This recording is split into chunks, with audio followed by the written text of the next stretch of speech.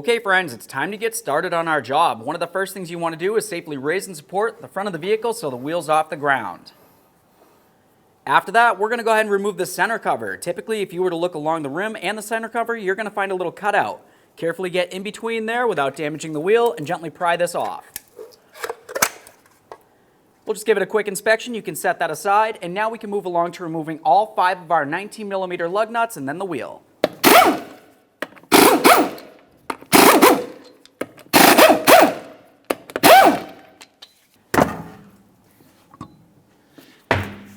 Now that we have the wheel off of here, let's have a look along the back side of the caliper. You're going to find your brake flex hose making its way all the way up here and then curving that way. Attached to the flex hose, you're also going to notice that you have your ABS wire. That's this little wire. You want to be very careful with this because it's delicate. We're going to go ahead and dislodge this from the flex hose. Now for this area right here, I'm just going to use a small flat screwdriver and gently pry it apart.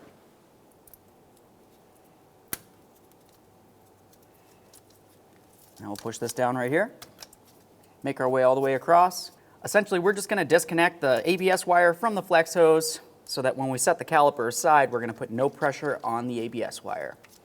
Now that you have that separated, the next thing that we're going to do is move along to pushing back the 2 caliper pistons. You're going to have one that goes into this area and one right here.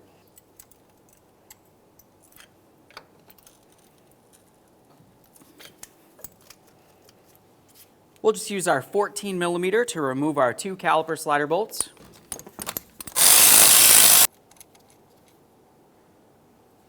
Now let's carefully remove the caliper from the bracket.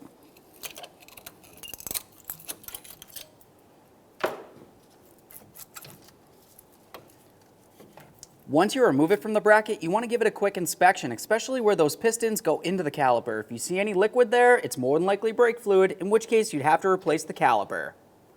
Assuming this looks good, let's go ahead and carefully set it aside, putting no pressure on our flex hose, and we can continue. Now we can remove our brake pads and give them a quick inspection.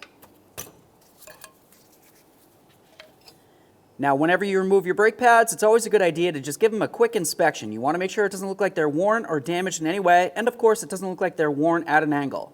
Next we can move along to our 2 caliper bracket bolts. There's one down here, one up a little higher. We're going to use an 18mm to remove the pair. All right, now that one's nice and loose, I'll fully remove the second.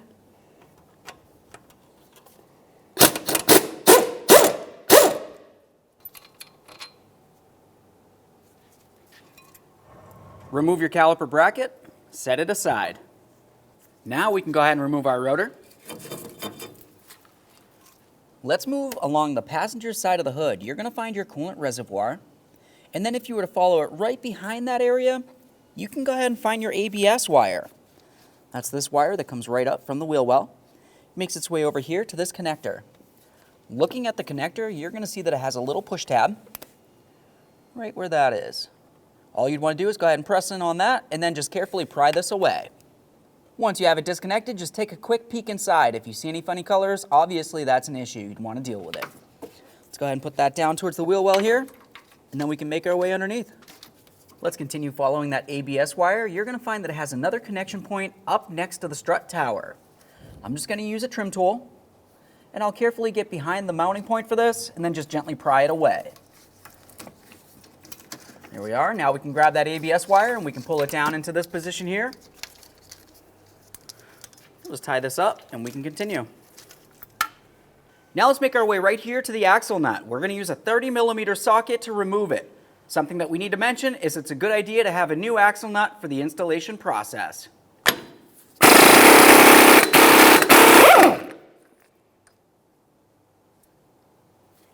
Let's use a hammer and punch to break the axle free from the wheel bearing.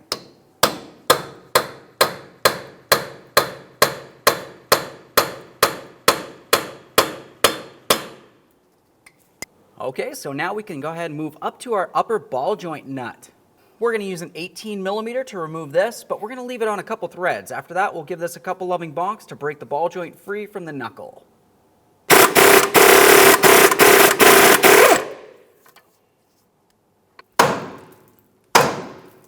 Now let's gently pry down on the upper control arm. we can fully remove that nut. Now we're going to lift up on the upper control arm, removing the ball joint stud from the knuckle. When we do that, this is going to want to start pulling away. So keep in mind, you do not want to put a tug on your axle boot. Now we can slide that axle a little bit further back.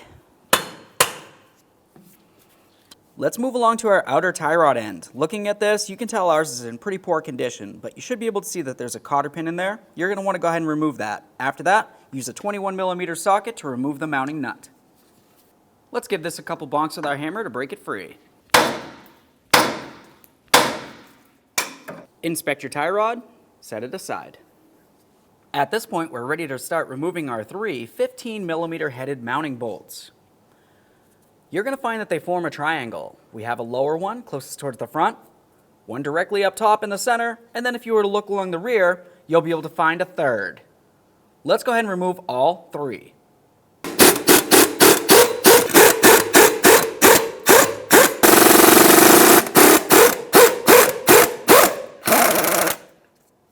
Now at this point, it's a good idea to go ahead and take that axle nut, and we're going to put it on just a couple threads here. Now we can work at removing the wheel bearing from the knuckle. Let's take that upper ball joint stud. We're going to put it back in here, just a couple threads. Let's go ahead and break this free from the knuckle.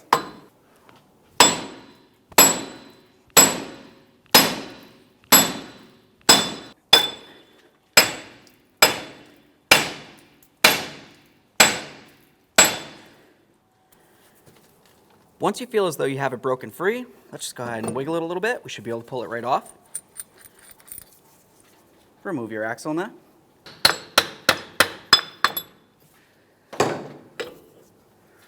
Remove your wheel bearing. There it is, friends. All right, so now that the wheel bearing's out of there, the next thing you want to do is go ahead and clean up the mounting area where your brand new bearing's going to go. Looking at this one, you can tell I have a whole bunch of debris that's in the way. Generally, you can just go ahead and clean it down with a nice wire brush. Try to get off the majority of the rust and debris that you can find. If this doesn't work, you can also use a piece of sandpaper. Once you have it cleaned down, continue on with a little bit of copper never seize. I like to get my copper never seize on the splines of the axle, not necessarily the threads. And then also I like to make my way all the way around inside this hole right here, and if I can, along the edges along here.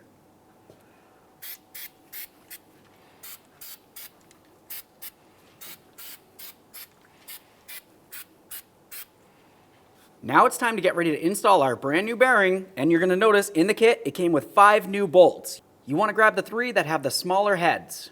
Looking at the back side of the wheel bearing, you can see where you have the ABS wire coming out of. That ABS wire needs to come out through the rear, along where the caliper bracket's supposed to go. If you were to look along here, you're going to find that you have a little notch for the ABS wire to fit through. Let's go ahead and take this and we'll put it in place. Should want to slide right into the knuckle. If it doesn't want to fit in and you have to hammer it in any way, more than likely the knuckle is not cleaned properly. Now we can go ahead and install our bolts. You don't have to add any thread locker because, as you can tell, we did it for you. Let's go ahead and start each of them in. Once they're all started, we can snug them up, and then of course we'll torque each of them to manufacturer's specification. Now let's carefully lower the knuckle back down, once again being very careful for that axle. With the knuckle in the down position, we can go ahead and snug it up.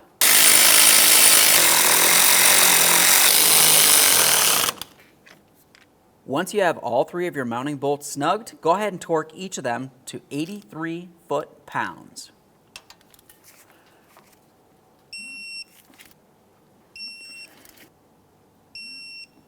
Now let's swing this knuckle back into position. We'll get the upper ball joint into it. We'll start the nut on there, we'll bottom it out, and then we'll torque this to manufacturer's specification as well. Let's torque this to 41 foot-pounds. Let's put the outer tie rod end back in. Start the nut on there, snug it up, torque that to 52 foot-pounds. Now the next thing you're going to want to do, if you had a cotter pin in this area, of course you're going to want to make sure that you line up the castle nut with the hole that's on the stud. To do that, you'd want to continue tightening until the very next slot does line up with the hole in the stud. After that, go ahead and put in your locking cotter pin. Now let's go ahead and get this ABS wire into position. It's going to come up and behind this control arm. Let's go ahead and bring it up. We'll get this ready up along the top there. Of course, we'll have to make our way back up inside the engine compartment to reconnect it. Let's re-secure this area up and underneath the control arm where it got removed from. Press that into place. Go ahead and wiggle that, make sure it's secure. We'll go ahead and deal with this once we get the caliper back on. Now we can go ahead and put on our axle nut. Like I said before, typically it's a good idea to use a new one.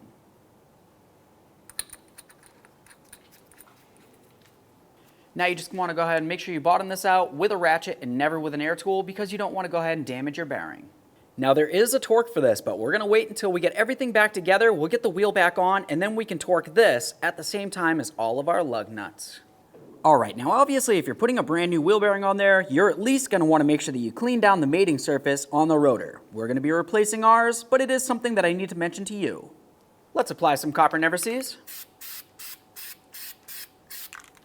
Now it's time to get the rotor on here. Now at this point I always just take one of my lug nuts. I'm going to go ahead and bottom it out right against this rotor. Essentially it's going to hold it still for us while we continue.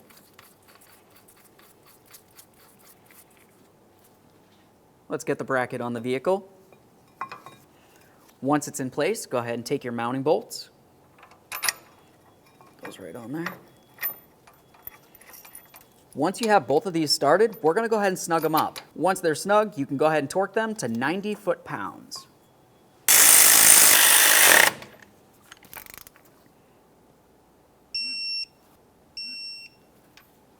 Now would be time to go ahead and put in the pads. Assuming you're reusing your old ones, you want to go ahead and pay attention to which position they were in.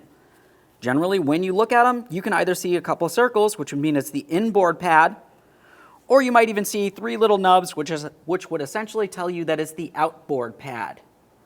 Put them back in the original positions. Let's take those pads, we'll put them into the position inside of the caliper bracket. When you install the pads, they should just want to slide right in. If they don't, that essentially means that your caliper bracket might not be cleaned well enough.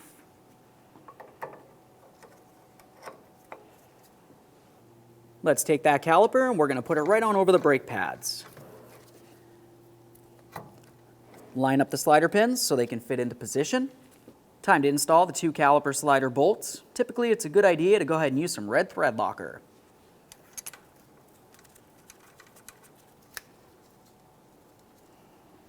Once you have both of the bolts started, go ahead and torque each of them to 26 foot-pounds.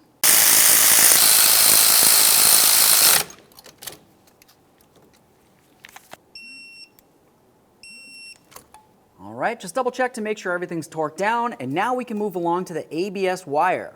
We're going to go ahead and put that right into the clip that's on the flex hose. Should slide right into position. Once it's in there, go ahead and lock it down. Now we're going to slide this up into its locked position as well. Make sure the hook's closed down. Let's move along, re-securing the rest of the ABS wire all the way up the flex hose.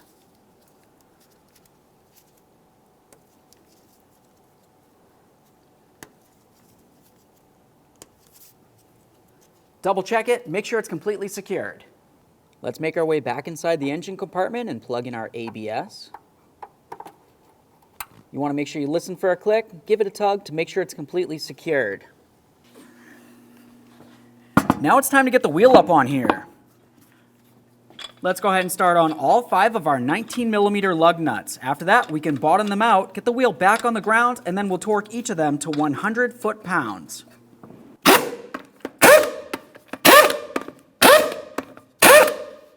Now with everything back on the ground, we can go ahead and torque the axle nut to 184 foot-pounds. Now we can torque the lug nuts in a crisscross manner.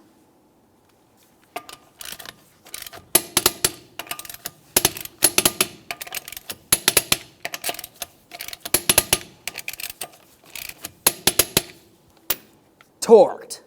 Of course, if you do have a center cover, go ahead and put that on now. Paying attention to the back, you can see 5 slots. They line up with 5 lug nuts.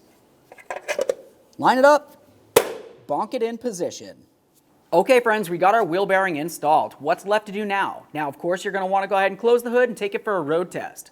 While you're on your road test, go ahead and give a listen. You want to make sure you don't hear a humming noise. Also, while you're driving, make sure you don't get an ABS light. Aside from that, thanks for watching.